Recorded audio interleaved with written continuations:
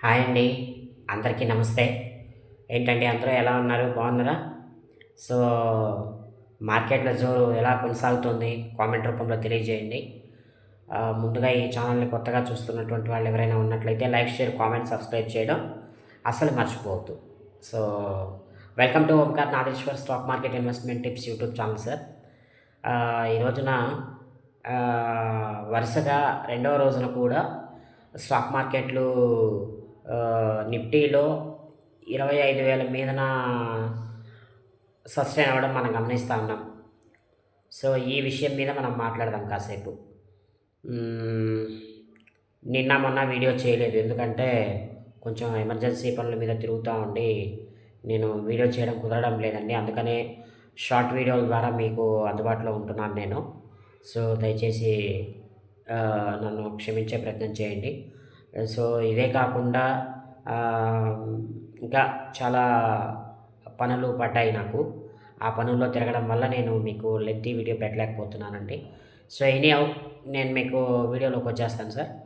ఆ విషయం ఏంటంటే నిఫ్ నిఫ్టీ 6 మంత్స్ హై చూసాం నిన్న. ఎక్కడ 25,160 దగ్గర. సో, 25,160 దగ్గర 6 మంత్స్ హై చూసాం. ఎప్పుడో అక్టోబర్‌లోనో, నవంబర్‌లోనో ఎప్పుడో వచ్చింది ఈ విధంగా హై దగ్గరికి. అక్కడి నుంచి మెల్లగా పడుతూ 21,800 దాకా వచ్చింది. సో, ఎంత చూసుకోండి. 22,000 ఏసుకున్నా గూడా మనకి అరౌండ్ 3,000 పాయింట్లు. సో, 3,500 పాయింట్లు ఇంచుమించుగా 3,300 పాయింట్లు పెరిగింది. ఓకేనా? సో, ఇప్పుడిక్కడ మనం ఏం చేయాలి? అదే నిన్న పెరిగితే పెరిగింది. అలాగని ఈరోజు కూడా సస్టైనబుల్‌గానే ఉంది. 25,000 మీదనే. ఇంక కొంతకాలం దాకా 24,000 మార్కును మర్చిపోతామేమో అనుకుంటా. కొంతకాలం.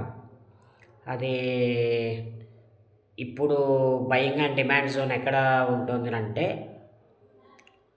24,700 దగ్గర బయింగ్ అండ్ డిమాండ్ జోన్ ఉంటుంది. ఎప్పుడైతే 24,700కి వస్తుందో అక్కడ కంప్లీట్‌గా సెల్ చేసేవాళ్ళు కూడా బయింగ్‌కి వచ్చేస్తారు.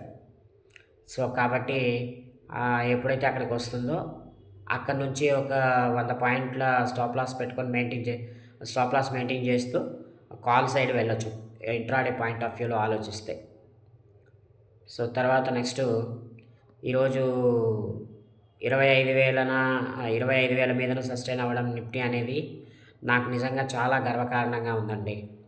సో, బ్యాంక్ నిఫ్టీ నిన్న చూసుకున్నట్లయితే 55,600 దగ్గర దాకా వెళ్ళింది. ఇంచుమించుగా 55,550 ఆ రేంజ్ దాకా వెళ్ళింది. సో, సస్టైన్ అవ్వలేక 55,300 ఆ రేంజ్‌కైతే వచ్చి క్లోజ్ అయిపోయింది మార్కెట్. సో, అదే బ్యాంక్ నిఫ్టీ ఈ రోజున 55,000 ఇంకా దాటల. కిందకి దాటితే అప్పుడు డౌన్ ట్రెండ్ అనేది ఉంటుంది. ఇక్కడిక్కడే తిరుగుతోంది. సో, కాబట్టి ఇబ్బందయితే లేదు. బ్యాంక్ నిఫ్టీలో గూడా ప్రస్తుతానికి ఇబ్బంది లేదు. లైఫ్ టైమ్ హైకి దగ్గరగానే నడుస్తోంది బ్యాంక్ నిఫ్టీ గూడా. నిఫ్టీ గూడా అంతే. సో, ఇంకా మార్కెట్లలో యుద్ధం రాకపోతే మాత్రము అంటే మార్కెట్‌లో అంటే వరల్డ్ వార్స్ ఏది లేకపోతే జియో పొలిటికల్ న్యూస్ ఏది లేకపోతే ఖచ్చితంగా మార్కెట్టు మరలా ఒకసారి లైఫ్ టైమ్ హై అనేది టచ్ చేస్తుంది రాగల నెల రోజుల్లో. ఇదైతే మాత్రం వాస్తవం. సో, ఒక న్యూస్ అయితే ఉందండి. కేవలం 18వ తారీఖు అంటే మే 18వ తారీఖు వరకు మాత్రమే యుద్ధ విరమణ అని పాకిస్తాన్ మంత్రి ప్రకటించడం జరిగిందని నేను ఒక న్యూస్‌లో వినడం జరిగింది ఇందాక. సో, ఒకవేళ మరలా తిరిగి యుద్ధం మొదలైతే అక్కడ మళ్ళీ మనకి ఏమవుతుందంటే డౌన్ ట్రెండ్ మొదలయ్యే అవకాశం అయితే ఉంటుంది. ఈసారి ఖచ్చితంగా 22,500 మార్కును మళ్ళా ఓసారి టచ్ చేస్తుంది. ఎందుకంటే కాల్స్ సెల్ చేస్తారు కదా! సో, వీళ్ళందరికీ లాభాలు రావాలి కదా! కాల్స్ సెల్ చేసే వాళ్ళకి, పుట్టుబడి చేసే వాళ్ళకి లాభాలు రావాలి అన్నప్పుడు స్టీఫ్ కరెక్షన్ వస్తుంది. మామూలుగా అయితే ఒక 1500 పాయింట్ల కిందకి పడితే అక్కడ సపోర్ట్ అండ్ రెసిస్టెన్స్ చూస్తాం. డౌన్ ట్రెండ్‌కి రెసిస్టెన్స్ చూస్తాం. అప్ ట్రెండ్‌కి సపోర్ట్ చూస్తాం. ఒక 1500 పాయింట్లు పడితే. అది ఏంటి? జస్ట్ ప్రాఫిట్ బుకింగ్ వల్ల పడితే. అట్లా కాకుండా ఏదైనా వారు లేకపోతే జియో పొలిటికల్ న్యూస్ ఉండో, లేకపోతే ఎర్నింగ్ సీజన్ ఉంటే ఖచ్చితంగా మార్కెట్ అనేది అప్ ట్రెండ్‌లోనే ఉంటుంది. ఇందులో మనకి ఎటువంటి సందేహం లేదు. అదే వా వార్ న్యూసో లేకపోతే ఇంకొక విషయమో, ఆర్‌బీఐ న్యూసో ఇంకోటో ఉందనుకోండి. అప్పుడు ఏం జరుగుతుందంటే 2000 నుంచి 2,500 పాయింట్ల కిందకొస్తుంది నిఫ్టీ. బ్యాంక్ నిఫ్టీ ఏకంగా ఒక 3000 పాయింట్ల కిందకొస్తుంది. సో, అలాంటప్పుడు మనం జాగ్రత్తగా ఉండాలి. ఒకవేళ యుద్ధం గనక వస్తే ఇది మరలా తిరిగి బ్యాంక్ నిఫ్టీ అనేది 55,000 కాస్త 53,000కి చేరుకోవడానికి లేదా 52,500కి చేరుకోవడానికి రెడీగా ఉంది. అరౌండ్ 2,000 పాయింట్లు వేసుకుందాం. 3,000 పాయింట్లు అవుతుందిలెండి. 55,500 దగ్గర ఉంది కదా బ్యాంక్ నిఫ్టీ ఇప్పుడు. సో, కాబట్టి 52,500 వేసుకుందాం. 3,000 పాయింట్లు. ఇక్కడి వరకైతే వచ్చే అవకాశం అయితే ఉంది. సో, ఒకవేళ నిఫ్టీ అయితే మాత్రము 22,500 లేదా 22,000 దాకా కూడా వచ్చే అవకాశం అయితే ఉంది. కాబట్టి కాస్త జాగ్రత్తగా ఉండండి. ఏదో అప్ ట్రెండ్‌లో కొనసాగుతోంది కదా! మార్కెట్టు మనకి ఇంకేం పర్వాలేదు. మార్కెట్ మనల్ని పెద్దవాళ్ళని చేస్తుందనుకుంటే అది కల. ఇప్పుడు కూడా ఇక్కడ మనం ఏం చేయాలి? షార్ట్ టర్మ్ ఇన్వెస్టర్సు, వీక్ హార్ట్స్ ఉన్నవాళ్ళు ఎవరైతే ఉన్నారో వాళ్ళందరూ కూడా ఇక్కడ లాభాలు బుక్ చేసి తీరాలి.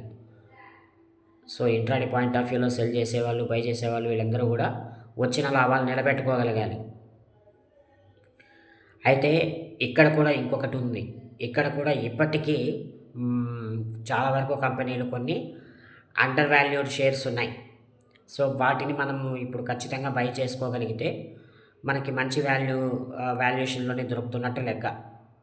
సో, కాబట్టి ఇప్పుడు ఫ్రెష్‌గా నేను చెప్పేదేంటంటే ఈ వారం కంప్లీట్ అయిపోయింది. సో, ఫ్రైడే యాక్చువల్‌గా ప్రాఫిట్ బుకింగ్‌కి రావాలి. ఎందుకంటే మార్కెట్లు వారమంతా పెరిగాయి. ఫ్రైడే అందరూ పొజిషన్స్ స్క్వేర్ అప్ చేసుకుంటారు. సో, ఈరోజు మార్కెట్స్ ఖచ్చితంగా ప్రాఫిట్ బుకింగ్స్‌కి రావాలి.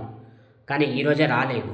ఈరోజు రాలేదు అంటే నేను అనుకోవడం నెక్స్ట్ వీక్‌లో అరౌండ్ 26,000 పాయింట్‌ని టచ్ చేస్తుందేమో. బహుశా నెక్స్ట్ వీక్‌లో 26,000 పాయింట్‌ని టచ్ చేస్తూ లైఫ్ టైమ్ హై కూడా టచ్ చేసే అవకాశం అయితే ఉంటుంది. ఇది కూడా ఎప్పుడు? మండే 25,000 మీదన ఓపెన్ అయితే మాత్రమే. సో, కాబట్టి మీరందరూ కూడా కాషన్‌తో ఉండండి. జాగ్రత్తగా ఉంటూ మీ డబ్బులు మీరు కాపాడుకోండి. ఎయిర్టెల్ ఈరోజు అరౌండ్ 3% దాకా కింద పడ్డం మనం చూస్తున్నాం. సో, తర్వాత నెక్స్ట్ మనకు తెలిసొచ్చేదేంటంటే ఇదే ఎయిర్టెల్ అనేది ఇక మీదట కొంత సైడ్ వేస్‌లో కిందకి వెళ్ళే అవకాశం అయితే ఉంటుంది. కాబట్టి జాగ్రత్తగా ఉండండి. సో, కాబట్టి మీరందరూ కూడా చాలా చాలా జాగ్రత్తగా ఉండాలి. సో, కాబట్టి మీరు ఎంత మేరకు డబ్బులు నిలబెట్టుకోవడానికి గట్టి ప్రయత్నం చేస్తారనేది అది రాబోయే రోజుల్లో అర్థమవుతుంది.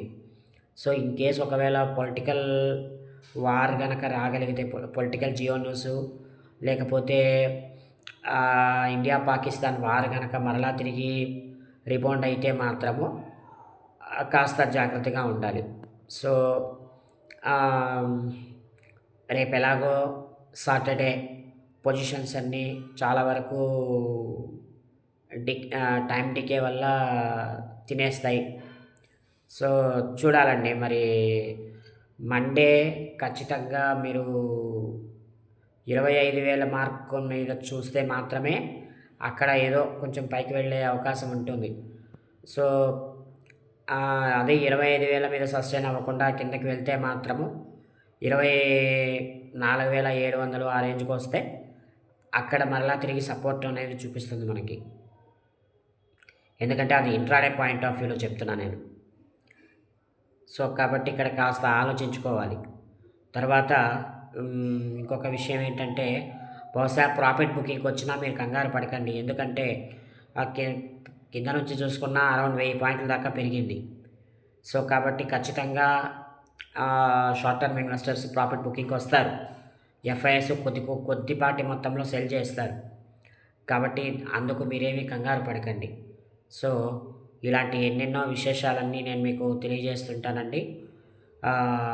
నా వీడియో కనుక మీకు నచ్చినట్లయితే లైక్, షేర్, కామెంట్, సబ్స్క్రైబ్ అయితే చేయండి. మరొక మంచి షార్ట్ వీడియోలో మరొక మంచి